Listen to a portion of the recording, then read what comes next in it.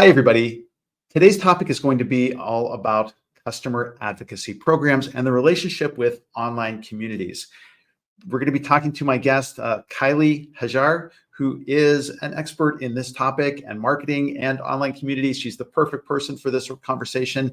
And we're going to learn about what makes the difference between a good and an amazing program. Stay tuned.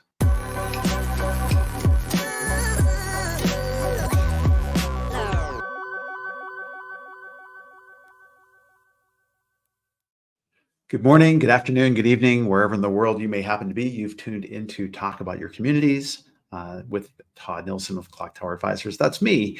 And I am excited to be doing another bonus episode drop of the show here.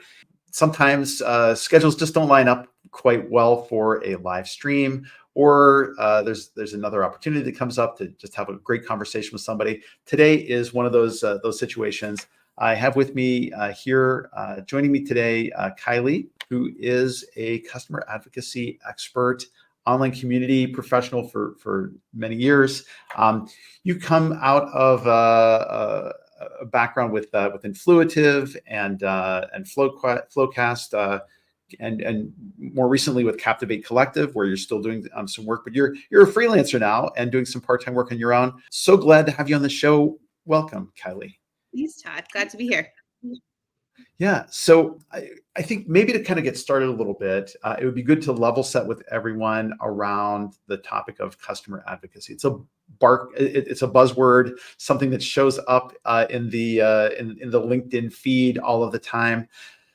Can you offer sort of a definition of what it means to create a customer advocacy program for your organization? Yeah, I think if we start with what is customer advocacy, it's really developing those deep relationships with your customers so that they want to talk about your product and your brand. And when we think about the programs, it's kind of the organizational aspect of how are we mobilizing these folks to be able to do that, but also keeping in mind that we want this to be a mutually beneficial relationship. And I've seen advocacy programs change over the past few years. Previously you might have had to have a platform where your folks went, but now we're seeing a lot more programs that aren't necessarily in a platform, or part of their program might be in a platform and part might be through all different types of other resources.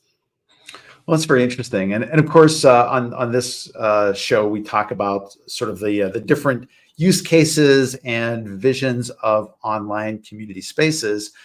In more recent times, there's been another buzzword out in the marketplace, community everywhere. And so it sounds like maybe what you're describing is the implementation of these programs really in a number of different places, both online and off. Am I understanding that correctly? Yeah, absolutely. I think, since COVID, with the rise of a lot of virtual events, people are doing, virtual customer advocacy boards or different user groups and things like that are virtual. They're using community platforms, Slack groups, and then, the traditional advocacy platforms as well. So I think we're seeing quite a mix of how these programs are created today. That's amazing. And so I'm wondering about what your own journey has been into doing this kind of work, because it's I don't know if I would think about it as a specialization within online communities, but I think it's something, certainly, like these are two parallel tracks that feed each other or have a definite reciprocal relationship with each other. Having a great advocacy program within my online community experience is useful if I've got sort of like primary online community. I'm kind of curious about how you got to here. What brought you to this point in your journey? Yeah, I think my background really set me up for kind of this intersection of community and advocacy. Like you mentioned, I worked at Influitive, which is an advocacy platform, and I ran the program there. So I had my own pool of advocates in my own community. And then when I went to Flowcast, I ran more of the traditional forum style online community. And it was really great breeding ground for me to source our advocates. Some people were just super involved. They weren't necessarily compensated or incentivized other than their own intrinsic motivators to be participating in the community, but they just wanted to share their knowledge, connect with others. They were really happy with the platform, so they wanted to tell people about that. So it was really great place for me to figure out who some of our big advocates were and then start to develop, those really deep relationships with them. That's really neat. And so you brought up something that it's kind of on my mind a lot, and I've been a participant within influitive instances, for various brands over time. That relationship between like an extrinsic and an intrinsic motivator has got to be something that's a key concern when you're building an advocacy program. I think about like, influitive is awesome, but like me getting paid with gift cards and, and swag will only take me so far with an organization. Like, how do you bridge that gap from the extrinsic to the intrinsic motivators for organizations? So I think a lot of folks will do some things, some smaller items for those gift cards, and it's a little bit more pay to play at that point. You're excited to get the gift card, but that's going to lose its luster after a little while, and you're not really creating the deep relationships you want with your true advocates. So I think the key factor is helping your customers to achieve their goals with the program. And that can be, identifying customers who really want to grow their personal brand and get their name out there and helping them to promote that, whether it's through interviews like this or through being able to speak at a conference or something like that. That really motivates them personally, and they're going to want to keep doing those things for you if that's something that's of interest to them. And so I think, it doesn't necessarily have to be more promotional things like that, but giving them the opportunity to achieve their goals and what can you do to help them makes for that true advocacy relationship. It's really interesting as I think about sort of the gift card play and the extrinsic motivators, involved. Whenever I've had an opportunity to interact with a brand, that is something that gets my attention initially, but I very quickly, it gets old, really fast. I don't really need another gift card, or no, there's nothing here in the swag bag that really interests me at this point. I think putting that customer in a spotlight, giving them some centrality, to me says something about how important it is to have some online spaces where you can give that that centricity to the customer, and give a view of them, help them be the star of the show, help them to develop themselves professionally. I think it's a strong use case for online communities. But I am wondering, in the scheme of all of the social media platforms and email marketing and live events and virtual events, how central a place do you think online community has with customer advocacy programs? And is that role increasing, decreasing, or staying about the same? Yeah, that's a great question. I feel like there's a lot of competing for attention these days. And so, Slack communities and things like that are really convenient because everyone's on Slack for work, for all these other different communities. But having that dedicated place, it can also be nice for people who really want to specifically set aside some time to go into these communities. If it's something that's a big motivator for them, they're going to want to go into those communities. And obviously, it's helpful as the community manager to be able to go and sort and search better and run your metrics on something like that versus more of a looser type platform.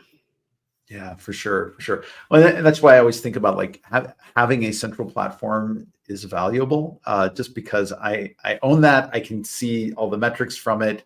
It's, even if it is something that I purchased as a software as a service, I've got more control over that than I do over LinkedIn or TikTok or any of these other sorts of venues where, yeah, people may be super engaged with me there, but I my ability to get reports on LinkedIn is pretty limited, based on the walled garden approach that they've taken to metrics availability. I've got to use LinkedIn's metrics, and they give me what they choose to give me, and they may choose not to give me that tomorrow. So Right. I'm always a little thoughtful about that. So as you have worked with organizations, and I know you've worked with many around customer advocacy, what do you see as what differentiates a okay customer advocacy program from a truly outstanding, great, even world-class sort of program? What makes that difference really stand out for you? I think a big part of it is a little bit of what we discussed on, the okay programs are giving away the gift cards and the swag, but that's pretty much where the value ends. So I think a lot of organizations, get excited about that because when people first come in, it's a flashy, I got this gift card and all I had to do was, leave an online review. But it's not something that's going to be completely sustainable for your program. So I think the really great programs are developing those relationships with their customers. They are helping their customers to grow, with their product, with their brand, and helping them to achieve their goals that they've set out, whether it's, being more in the spotlight in this community or this space, and helping them to achieve things that they wanted to versus, the okay programs are kind of just getting some results, but it's really more through swag and gift cards and more transactional. And Kiely, does the responsibility for the customer advocacy program, does that fall on someone who has that as a dedicated role, or is that the community manager that's responsible for that? In an ideal world, there would be someone dedicated to customer advocacy, and depending on the size of your organization, even, a team for customer advocacy. But I think today we're still at the point where sometimes community and advocacy are under the same person, and that can be quite a big role as you're, really trying to get engagement up in your community, help those folks, depending on what type of community you have, you might be helping with more technical side of things and answering support type questions or connecting them with the right people. So it can be quite a big role for one person to handle. But again, I think in some areas we still are there budget wise. Yeah. And I guess this raises for me the question of sort of the provenance and DNA of customer advocacy programs in general. Like, we think about community professionals or the community profession as being a relatively new career category that's out there. And this is my ignorance. Is customer advocacy, is that sort of a newer kid on the block than community management, or is it something that's been around for a longer time, but it's just kind of crossed paths with community management a little bit more recently? What is your understanding of the history of the space? Yeah, I think advocacy came up about, 10 years ago or so as really a more defined segment in the space. And I Mhm. think more recently we're seeing that intersection of customer advocacy and community because they do play so well together, and both, community and advocacy programs, depending on how they're run, can really complement each other. And you can be, putting people back and forth between the two systems and the two programs, and having your top community members are, likely advocates as well. So there's a really beautiful intersection there.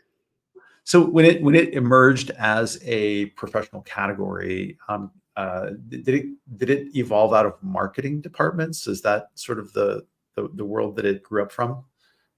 Yeah, when I was starting at Influitive and they were making, customer advocacy really the category that it is, it was definitely living in marketing in the beginning.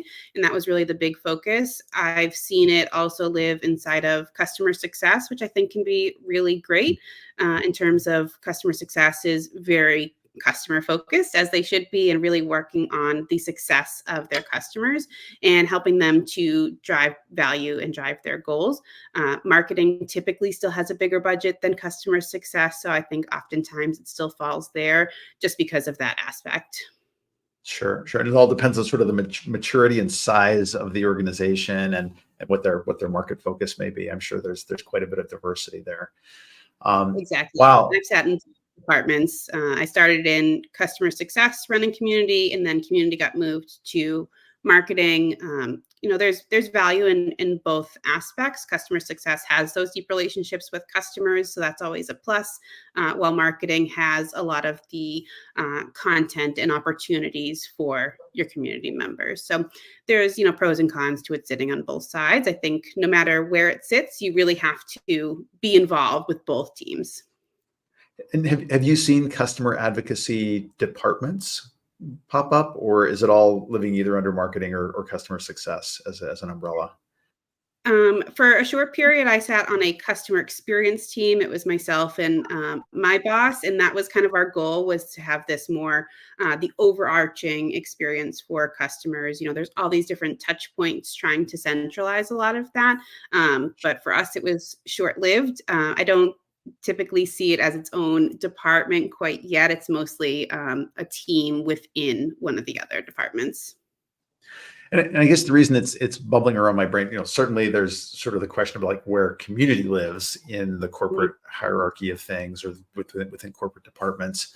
And there's almost a confusing array of terms around the customer that are out there. Like where does customer loyalty and retention and success and advocacy, and I'm sure I'm missing a couple in there, customer service, like there's sort of an order or a progression there that feels implied to me as I think about that. Like I need to be a successful customer before I can become an advocating customer, for other kinds of work. And I need to be successful before I can feel loyal, and I probably need to feel loyal before I can be an advocate. To what extent are you sort of mapping those behavioral shifts in customers? Is that part of the ROI reporting that you're doing with organizations as you work with them? It's something I worked on previously, is kind of figuring out this flow of advocates. And all these terms, they definitely blend together a little bit, but they are different. So customer success and customer advocacy are not the same. But if customer success is doing their job, helping their customers achieve their goals, developing those relationships, then they're likely, helping to nurture and grow people into advocates. So I think that they're all connected, but they're not exactly the same. And I think, Great. really, we can't jump from brand new customer to loyal advocate. It's just not going to happen, because they don't have that history. They don't have that trust in that relationship quite yet. So it's definitely a progression that you need to help them see the value and achieve their goals. And then as they see that, as they are getting additional value back from the organization, they move up the ladder to advocacy, hopefully. Yeah, no, that's wonderful. But but I think about this. Even if I'm maybe a new customer and I'm enthusiastic about the software, I might be willing to go out and write a review on Trust Radius or G2 or something like that. What is the strategy that you use to start getting some of those earlier stage customers? Because that seems to fall under the umbrella of customer experience as sort of a broad definition. But are you doing journey maps around that? Like, how do you work with customers to help them plan out those experiences? Yeah, and I think, newer customers definitely can complete acts of advocacy, but I just wouldn't necessarily call them, a loyal advocate yet, just because they don't have that history. So I think, as a new customer, you complete your onboarding and you leave, that G2 review or whatever it is. That's an act of advocacy, but you're not necessarily going to go to the mat for this product and tell your executive team, we need this. We've seen so much value, because you're just getting started in your journey. So I think it is important to understand when and where the right opportunities to ask for some of those opportunities. If you're just starting out, you've seen some initial value, you could do maybe a testimonial or a review early on. And then as you've seen more value, you're expanding into, additional products or additional capabilities within the product, then you can ask for bigger things like being a reference, because you can speak to the value that you've seen. That's amazing. That's a great insight. As organizations are thinking about their customer advocacy programs, I'm sure you have to deal with a lot of executive leaders, executive teams who have expectations going into the setup of a program like this. There's often a chasm between those expectations and what the reality of building these programs is, in terms of what am I going to get out of this as likely results? How long is it going to take me to see some of these results? What kinds of things do you do or say to temper expectations when you're putting a program like this in place? Yeah, some executives come in and they're like, great, we're going to have all these referrals flooding in, it's just going to pay for itself super quickly. And that's honestly, unless you're very lucky and have really happy customers, it's probably just not the case. So I think we need to make sure that the expectations are realistic. I think starting up an advocacy program, you're definitely going to get some quick wins, some online reviews, some testimonials, maybe sourcing some people who are interested in case studies or other different types of activities. But we really want to make sure that we're developing those relationships and not asking for too much too quickly. So I think having your executive team understand that this is a longer term play versus just, a quick win to get all these referrals in is really going to be the best approach, so that we're nurturing those relationships and building those and not burning people out from asking for too much too soon. Mm-hmm, mm-hmm. So I can expect results in like 3 months. Well, I'm being facetious about this, but like I know this is something that the community builders face on a pretty regular basis when trying to establish a baseline set of expectations for how long it can take an online community to build. And it's always sort of that, well, let me look into my crystal ball and tell you exactly how your customers are going to react to this online community experience. And in sort of setting those expectations, like I'll often show sort of a maturity map of like, hey, your launch period is probably about 3 months, and maybe beyond that, 6 months, we might start to see some returns, but you may not actually be able to see what this looks like until 9 months to a year in to a program, which is not always an answer that a leadership team wants to hear. They may have a level of patience about it, but setting those expectations is certainly something that it takes some good communication skills to get across to those groups. This also has me thinking a little bit about as we talk about the return on investment for an online community, sometimes that seems a little abstract to customers, to organizations, to leadership teams, and so they have a difficult time wrapping their head around what is the value of my online community, even though they have a sense, boy, there's really something good there because my customers are together and they're talking about things. Like, I think one of the challenges of the community space has always been, how do we communicate the value of that in quantitative as well as qualitative terms to leadership teams? Do you face similar things in customer advocacy, or is it an easier hill to climb? I think it's a little bit easier because there are definitely some actions folks take that have direct ROI. If they give a referral, that referral closes, easily you can see that connection. But there are a lot of activities that still are kind of wishy-washy. If someone gives a testimonial or they complete a case study with you, we know that there's value there, but it's a little bit more difficult to figure out exactly what that value is. And some organizations might get, into attribution models and say that, this affected 10% of the sale closing, and others might just put, a dollar value on, an agreed upon amount that we think doing a case study is worth. So I think this is still an area that's still, not super tight for advocacy professionals, but we do want to make sure that beyond references and referrals, we're providing a glimpse into what that value looks like. Yeah, that attribution model makes some sense to me. I think back to an old colleague of mine from Lithium, which is now Khoros, Joe Cottrell, had come up with an attribution model for the value, for the ROI of online communities some years ago. Yeah, some of it is sort of like putting your finger in the air to check the wind speed, how much of an impact did this actually have? We know it has an impact. If you're helping an organization come up with a model like that for attribution, or some way of understanding the value of a testimonial, what do you usually offer to them conservatively to say, like, hey, maybe a starting point for you is to say this is worth X percentage? Like, do you have sort of a rule of thumb about that, or do you kind of base it on that organization and its individual needs? I think it would really be based on the organization, their individual needs. Some organizations that I've worked at, we didn't really get into the full attribution model, but we did say this customer influenced X amount. And it was really interesting to go back and say, this member of our community did 10 reference calls. He gave us 2 referrals. He brought us to, 2 of his next jobs. And so we were able to go back and say he's influenced, $2 million in revenue. And so just that type of number.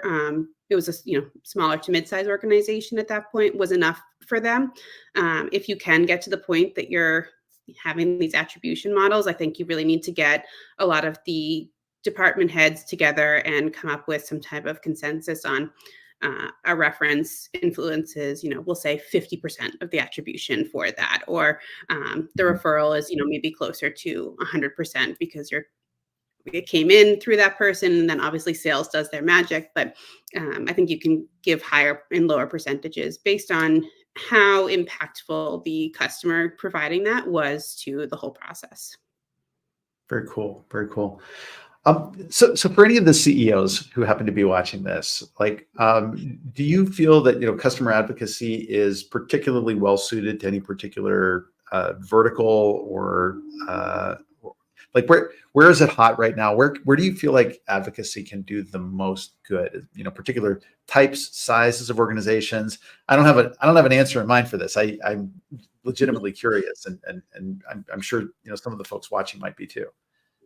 Yeah, I mean, obviously B2C space, it works really well there. There's certain products and companies that I love and I talk about because they have that deep impact on me, on my day-to-day experience. So I think if your product is something that's helping people really save time or helping them to increase the benefit they're able to have at their organization, something that really impacts them, especially as we look into like the SaaS and tech space, does the product really impact my day-to-day? Then I'm going to be more likely to want to advocate, to want to share that. If it's something that's running in the background that doesn't really save me time, or I don't really notice that it's there, it's a little bit more difficult for me to want to share the value because it's not something that's top of mind or very relevant to my day-to-day.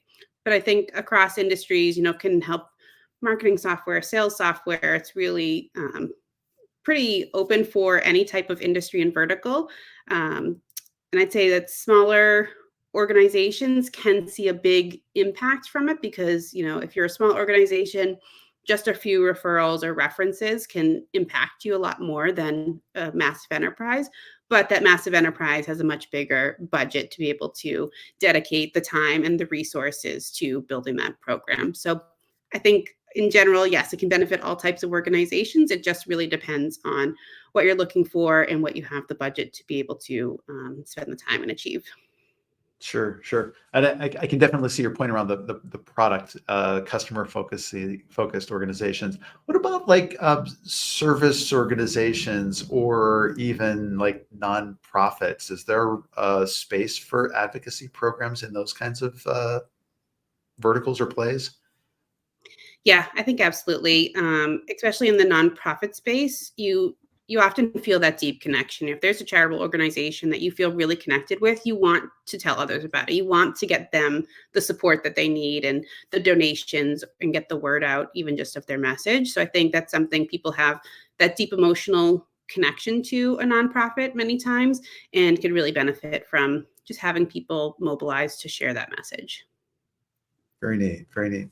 Um, since the pandemic and all the chaos that ensued from that, how have you seen advocacy change just in the most recent years? I'm curious, where has it gotten traction? Where has it maybe struggled a little bit? What do you see as sort of the state of the union for advocacy programs? Yeah, I think initially we were seeing a ton of cuts and people were getting rid of them because they couldn't see that direct ROI between the programs. And then I think after that sort of initial phase, I think we are still seeing that a bit. But after that initial phase, many organizations knew that they needed to double down on their customers because it's less expensive to keep your happy customers than it is to go out and find new customers. So many organizations were starting advocacy programs, which I believe led to kind of a swell in the market of just every organization having one. So it was getting a little difficult because there were so many competing programs. Everyone is starting to stand up these advocacy programs, and they lost that uniqueness to them where, you might be part of one a couple of years ago, but in the more recent years, you could be part of 3 or 4 different advocacy programs, depending on how many software products you use. So it's been Yeah, quite a absolutely. swing from cutting all these programs to now, so many organizations having them. And then Yeah. in just, the past year or two, organizations starting to look at not necessarily having their programs in a platform, but doing kind of like that advocacy everywhere approach, similar to the community everywhere, that these programs are across different platforms. They're in person, they're one-to-one, and having a more broad scale approach. I got to admit, the everywhere buzzword, frankly, makes me a little bit exhausted thinking about like how do you do it on all these spaces? And I know I've seen Richard Millington, who's done this with Fever.Bee, whose work I love, and obviously I worked with the guy for a couple of years. Was the originator, I think, of that phrase, and he more recently had sort of clarified his thinking about that. It's you don't necessarily need to be everywhere, but you need to be making some evaluative investigations of sort of like where your customers are and the kinds of interactions that they're looking for. So hopefully it's not everywhere. Hopefully it's just making good decisions like a general on a battlefield, figuring out like where can I be successful? Where can I make these things work? Yeah, I think it can be anywhere is more the saying that we should be using. But you might have a dedicated space for your community for a certain use case, and then for your customer advocacy board, maybe that's in person, and then you also run virtual user groups. So you have these different programs that build up your total advocacy program. Yeah. Well, Kiely, I can say this from my personal standpoint as a professional who's done a couple of different career pivots over the years, and have found myself in the community space and love doing this work. Anytime you're doing a particular kind of work or a discipline of work, you need to do some self-care kinds of things to keep yourself fresh in the space. I'm curious, for you've been working in customer advocacy for a long time. What keeps you energized? Like how do you reinvent yourself in this space to stay energetic and as passionate about it as you clearly are? Yeah, I think it's definitely one of those roles that you're giving a lot of yourself. You're running these programs, you're developing those relationships, you're finding out what your customers need. It can be a lot on the advocacy program manager to feel like you're always on, or the community manager, that you always need to be in your community, helping people and answering people as quickly as possible. And it can be really difficult.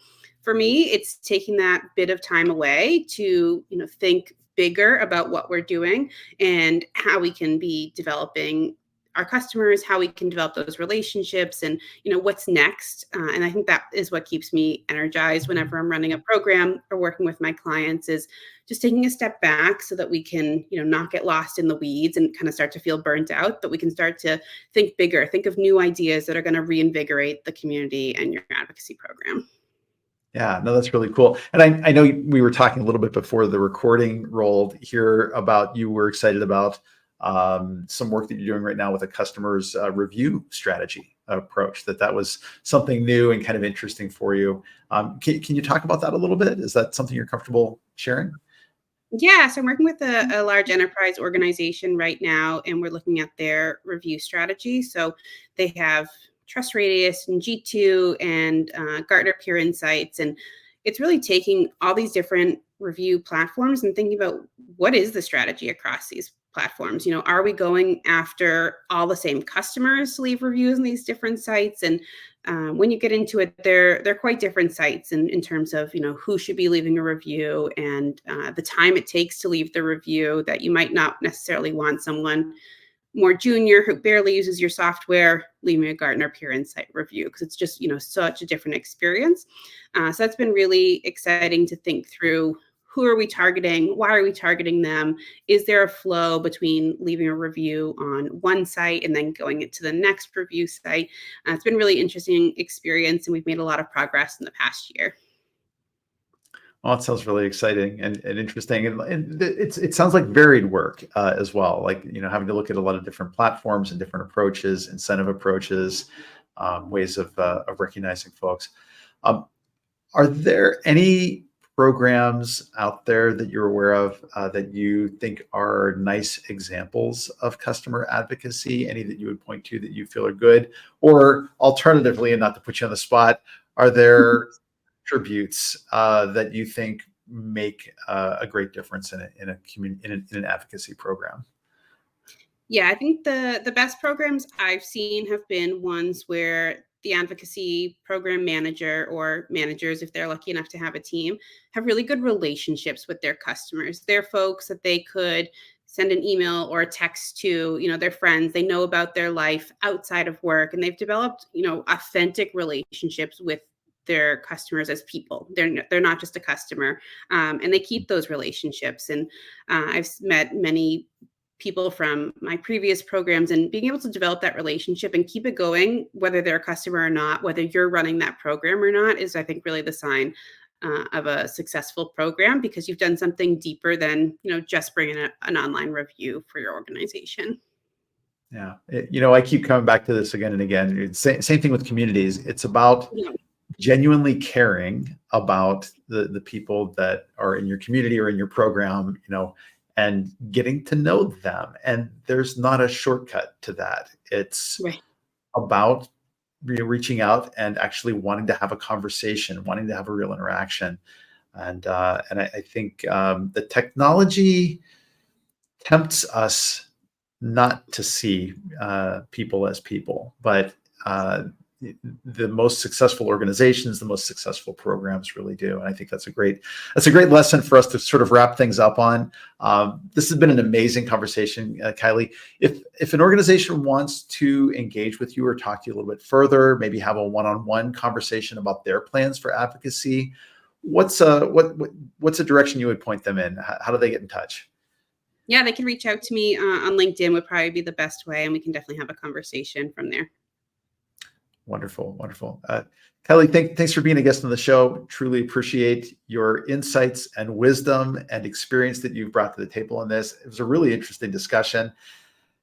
For those of you who are watching, what are your experiences with customer advocacy? What's worked for you? What hasn't? What for you has made the difference between a good and a great program? Want to hear from you. I try to respond to every comment that comes through, and if you have something for Kiely, I'm sure she'll be happy to jump in and continue the conversation as well. In the meantime, I hope that wherever you are, you're taking care of yourself and that you keep building great communities. We'll be back here again soon with another episode of Talk About Your Community. This is Todd signing off. Kiely, thanks again. Thanks, Todd.